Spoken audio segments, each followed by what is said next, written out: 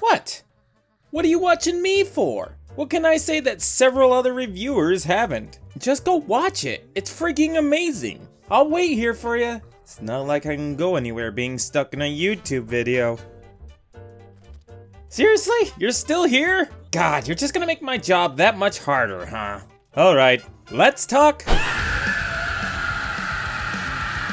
And for the love of God, don't watch the English version. The voice actors are so much better in Japanese.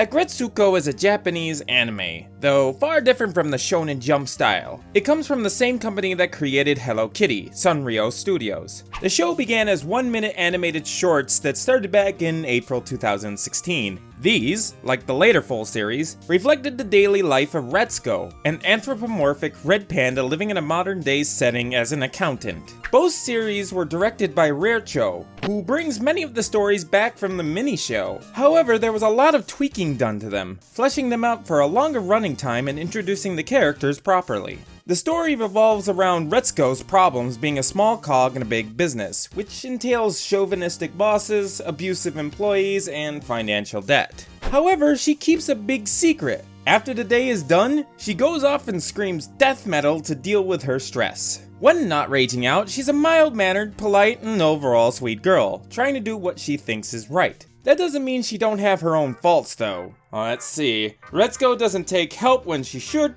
keeps her emotions bottled up, making herself feel worse, makes questionable life decisions, sets herself up for failure, drinks heavily and then regularly shows up to work hungover, is socially awkward, and is quite the pushover. A bunch of us went drinking and I barfed and he was super nice to me! The writers brought back many of the characters they established in the original miniseries, but not without some changes. Some got a redesign in looks, voice changing, or even a completely different personality. There are others we have yet to see. Can't wait to see you in Season 2, Doug! Senpai! Senpai! Senpai! Senpai! Senpai!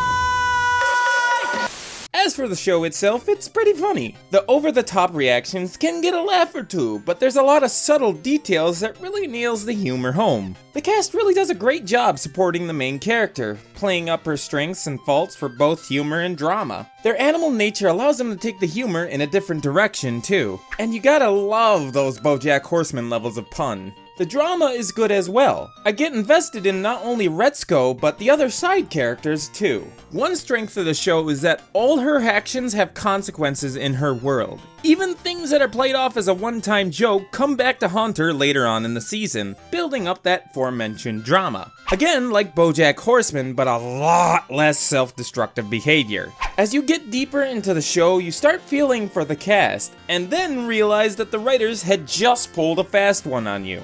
What do I mean by that? Almost any character that gets into the limelight shows that they're more than just a two-dimensional throwaway joke. When I thought I had a cliche character pegged, they up and changed the entire game, doing something I never even expected. It's funny how human this zoo of animals are. Even the main antagonist, Director Ton, has quite the depth of character. The show is not perfect though. It does have its faults. The animation is pretty smooth for the most part, but the flash style can seem a bit chintzy sometimes. And the open screaming mouths do end up making it hard to tell if they're speaking or talking inside their own heads. At least some of the art is very intricate. Some of the effects adding a lot of visual depth to the show. The music is nice, capturing an interesting tone using office noises a lot of the times in the songs. However, the show does have a very limited amount of tracks they use, so you'll hear the same song more than once during the season. The show's story can also be very cliche at times. When I knew Aggretsuko was heading for disaster, I would be holding my head whispering,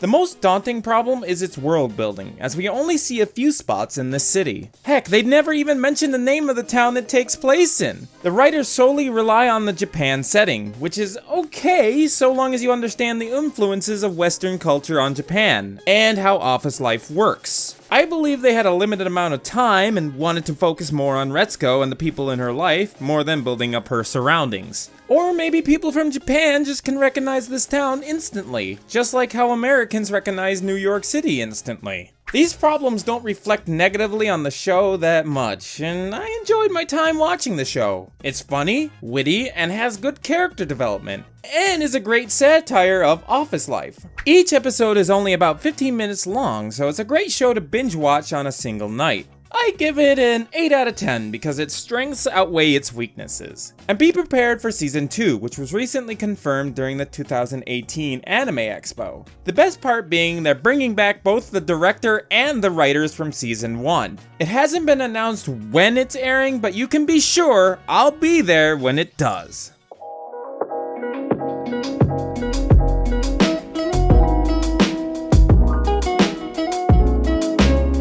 Like, comment, and subscribe or be haunted by the 3 spirits of Director Ton!